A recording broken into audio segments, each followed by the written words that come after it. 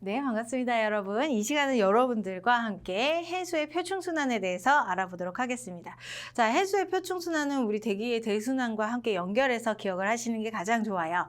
자, 그 이유는 이제 원인이 동일하기 때문이고, 그리고 대기의 순환에 의해서 형성되는 바람이 바로 해수 표충순환에 영향을 주기 때문이죠.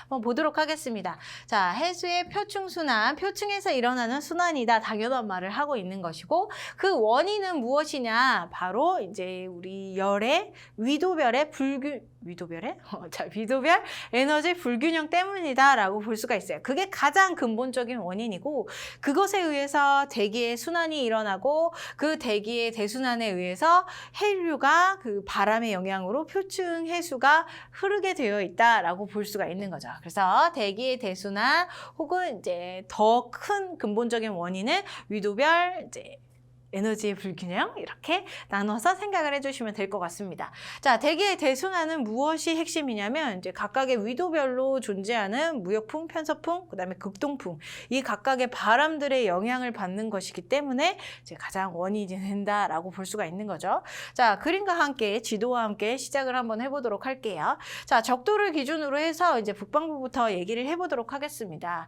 자, 북반구 같은 경우는 영도에서 30도 부근에서는 무역풍이 불죠. 동쪽에서 서쪽 방향으로 바람이 불게 되어 있고요. 자, 30도에서 60도 부근에서는 편서풍이 불어요. 그래서 서쪽에서 동쪽 방향으로, 극동풍은 이제 다시 동쪽에서 서쪽 방향으로 바람이 불죠.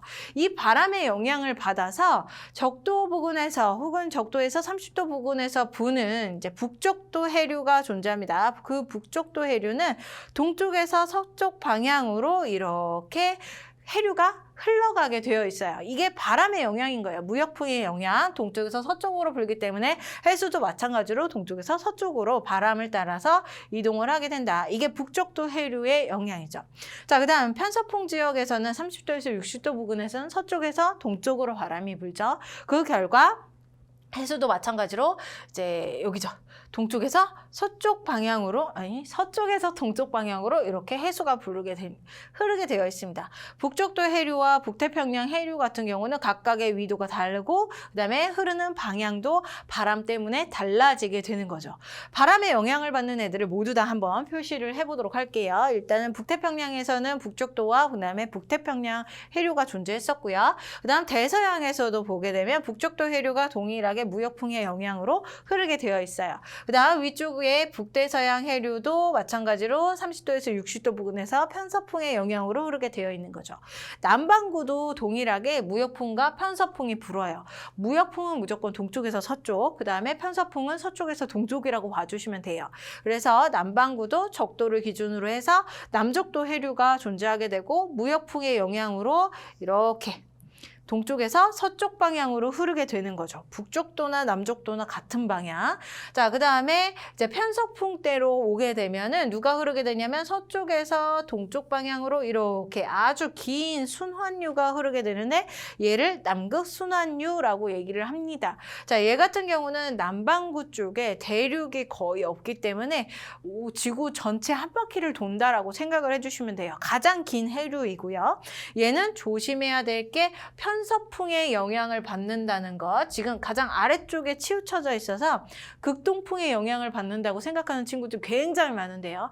틀립니다. 그러면 편서풍의 영향을 받아서 서쪽에서 동쪽 방향으로 흐른다. 대신 이렇게 길쭉하게 흐르는 이유는, 그리고 거의 끝에서 흐르는 이유는 대륙이 없으니까, 남반구에 대륙이 없으니까 이렇게 흐른다라고 볼 수 있죠.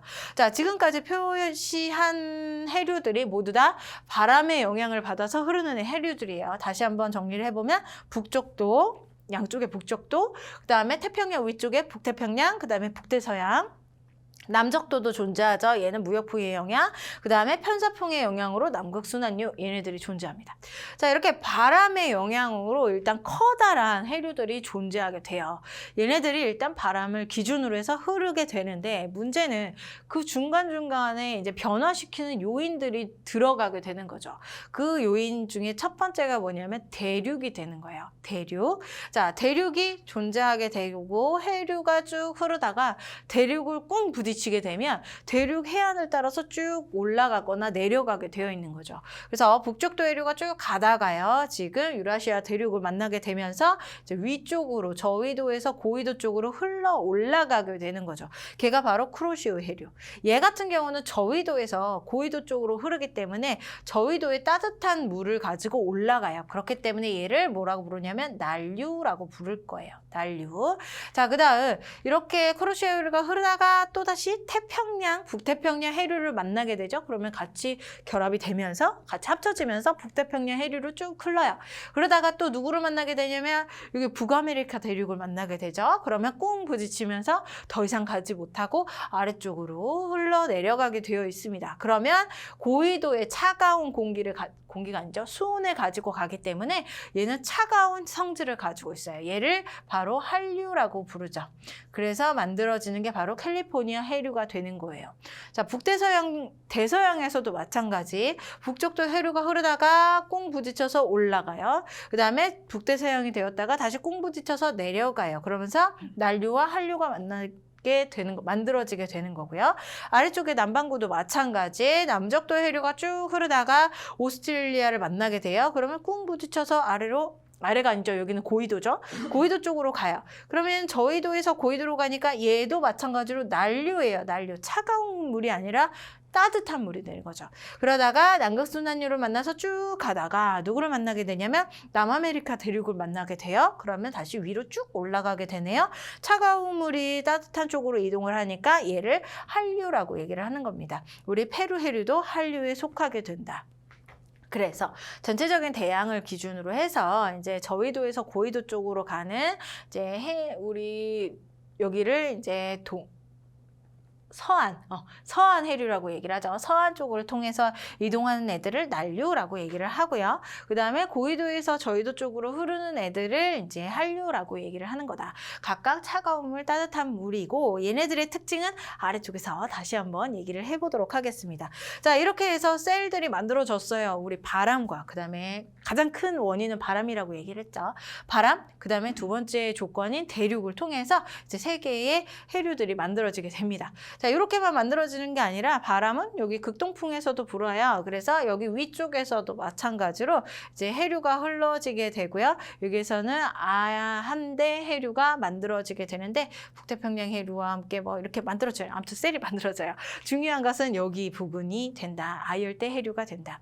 자, 여기서 또 하나가 빠진 부분이 무엇이냐면 적도에서는요, 적도 반류라고 존재하죠. 자, 얘 같은 경우는 모든 북적도 해류나 남적도 해류가 다 동쪽에서 서쪽으로 계속 이동을 하다 보니까 동쪽의 해수의 높이가 좀 낮고요. 그 다음에 서쪽이 좀 높아지는 경향이 있어요.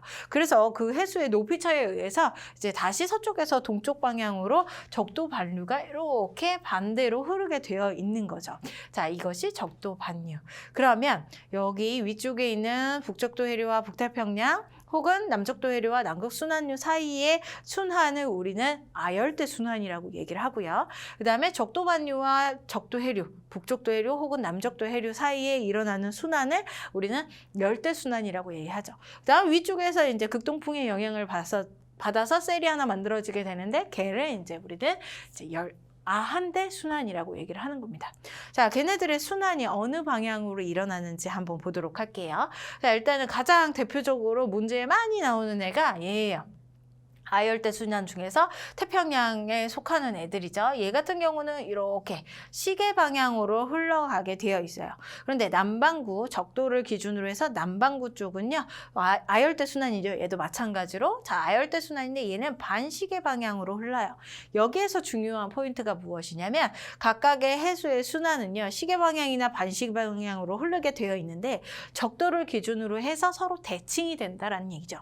자, 여기 열대 순환도 한번 보도록 할게요. 열대순환 같은 경우는 이제 이렇게 반대로 이렇게 반시계 방향으로 북반구에서는 흐르게 되어 있어요. 그런데 남반구에서는 다시 시계 방향으로 흐르게 되어 있어요.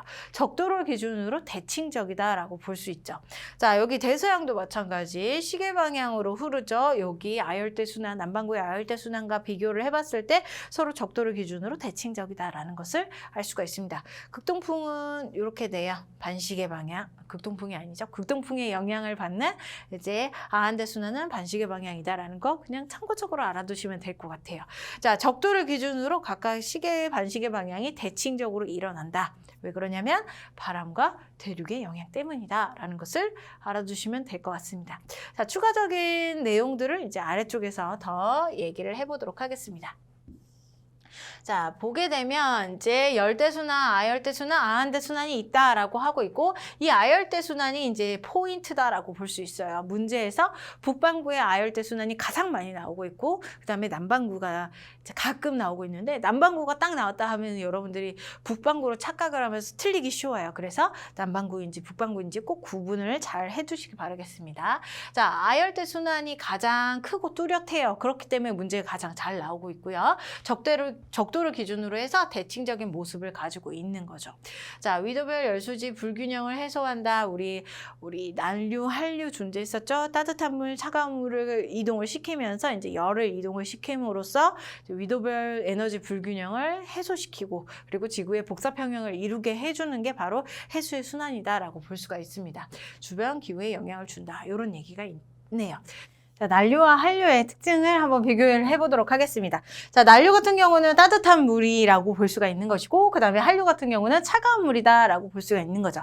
따뜻하기 때문에 저위도 따뜻한 지역에서부터 출발을 하는 것이고 그 다음에 한류는 이제 차가운 물이니까 차가운 고위도에서부터 출발을 하는 거죠. 자, 난류요. 이제 수온에 따라서 이름을 지었으니까 당연히 수온은 높다라고부터 시작을 할 수가 있겠습니다. 자, 난류는요. 수온이 높고요. 대신 이제 소금과 같은 염분 들이 많이 녹을 수가 있겠죠. 그래서 염분이 높아요. 자, 여기 지금 잘못 표시된 것은 우리 수정이 되었죠. 교재에서 수정이 되었기 때문에 여러분들은 교재에 있는 수정된 것을 봐주시면 될 것 같습니다. 참고로 다시 한번 수온이 높기 때문에 소금 생각해보면 잘 녹겠죠. 자, 잘 녹으니까 염분이 높다. 당연히 한류에서도 수온이 낮기 때문에 염분이 낮다. 이렇게 구분지어서 생각을 해주시면 될 것 같아요. 자, 여기에다가 하나 더 추가를 한번 해보면 밀도도 얘기를 해줄 수가 있는데 자, 밀도가 다른 뭐 염분이라던가 수압이라던가 이런 것에 영향을 크게 받지 않는 선에서 자, 수온에 반비례하기 때문에 밀도는 낮고요. 그 다음에 이제 낮은 한류 같은 경우는 밀도가 높다라고 얘기를 해줄 수가 있겠죠. 자, 용존산소량으로 가봅니다. 난류는요, 수온이 높아요. 기체라고 하는 애들은 차가운 물에 훨씬 더 잘 녹아요. 지금 염분이랑 반대라고 생각을 해주시면 될 것 같습니다. 염분은 소금, 그 다음에 이제 용존산소량은 사이다의 이산화탄소 이렇게 생각을 해주시면 되겠죠. 찬물에 훨씬 더 잘 녹기 때문에 따뜻한 물인 난류에서는 낮은 특징을 가지고 있다. 영양염류는요. 우리 식물성 플랑크톤이 잘 자라날 수 있게 해주는 질소라던가 인 이런 성분들을 얘기를 하는데 차가운 물에 많아요. 우리 극지방의 차가운 물에서 이제 심층 해수가 잘 섞이면 이제 영양염류가 많아진다라고 하는데 무튼 간에 차가운 물에 많습니다. 혹은 고위도에서 온 물에 많아요. 그래서 지금 저위도에서부터 올라온 따뜻한 물에는 영양염류가 적은 특징을 가지고 있죠. 자, 우리 주변에서는 쿠로시오 해류, 우리나라에 영향을 주는 난류라고 볼 수가 있고요. 그 다음에 멕시코 만류, 얘는 이제 대서양 쪽에서 올라가는 난류이다라고 볼 수 있겠죠. 자, 한류 조금 더 설명을 해보면 용존산소량부터 얘기를 해볼게요. 자, 용존산소량이요. 차가운 물이니까 차가운 사이다가 톡 쏘는 것처럼 차가운 물에 산소량이 많이 녹아 들어가서 용존산소량이 높겠죠. 영양염류요. 얘 같은 경우는 많은 특징을 가지고 있습니다. 찬물에 많다라고 했고 혹은 고위도에서 극지방에서 온 물들이 영양염류가 많다라고 얘기를 했으니까요. 자, 대표적인 예로는 캘리포니아 해류. 얘는 우리 북아메리카 대륙을 타고 쭉 내려오는 애가 바로 얘. 그 다음에 카나리아 해류 이런 애들이 대표적인 한류이다라고 봐주시면 되겠네요.